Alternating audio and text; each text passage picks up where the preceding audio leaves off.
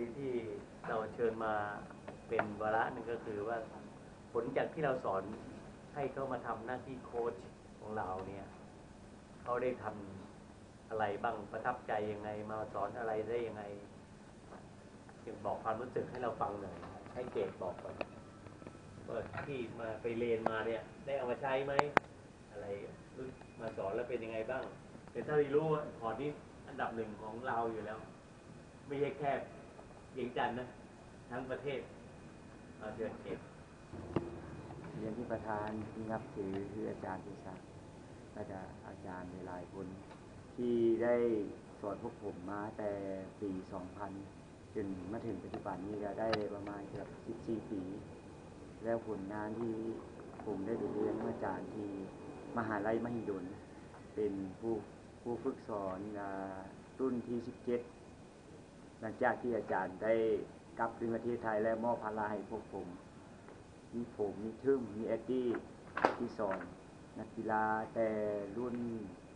ที่ 2 ที่ 3 จนมาถึงปัจจุบันนี้แม่นติดระดับทีมชาติเบิดแล้วระดับเยาวชนไปแข่งคือไปแข่งนำทิศเอกคือกับอาจารย์หันหมายถึงได้ปีที่1ได้ที่2ปีที่2ได้ที่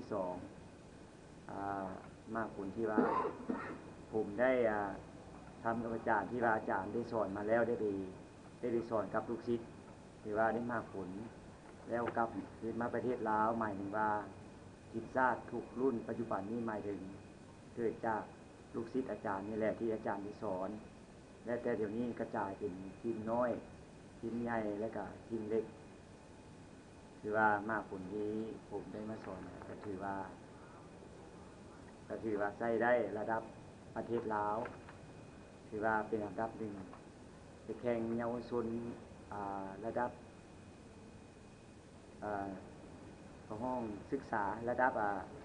กีฬานักเรียนทั่วประเทศก็ถือว่าได้เหรียญคำประเภทชายผสมแล้วก็ผู้ชายเดี่ยวชายแล้วก็ผู้หญิงเดี่ยวหญิงแม่นได้เหรียญคำเลยต่อมากีฬาแห่งชาติจัดที่อุดมไซได้ประเภททีมชายได้เหรียญคำและประเภทเดี่ยวชายได้เหรียญค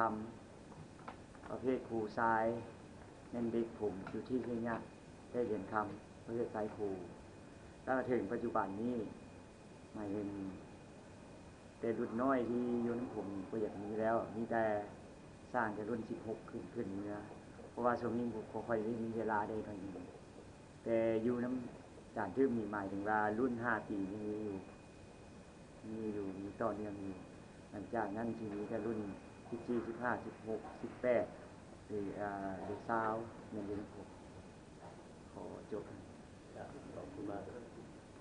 ก็ฟังกบคนดิว่าที่ได้เรียนรู้อะไรมาบ้างหรือเรียนตรงๆบ้างอะไรลองเล่าความรู้สึกในใจฟังหน่อยเอาโลดคิดเขาก็บ่ค่อยได้เรียนปานใดเพราะว่าเขามาอยู่ในไอเจดก็เป็นผู้ซอยของไอเจดแล้วก็ได้ไปเรียนโค้ดนำโค้ดเนี่ยอยู่คณะโอลิมปิก2 เทื่อก็ได้เข้ามาสอนเป็นผู้ซอยไอเจดอยู่เดิม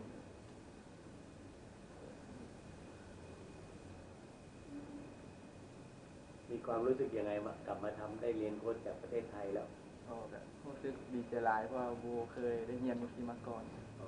จะเป็นประสบการณ์ที่ดี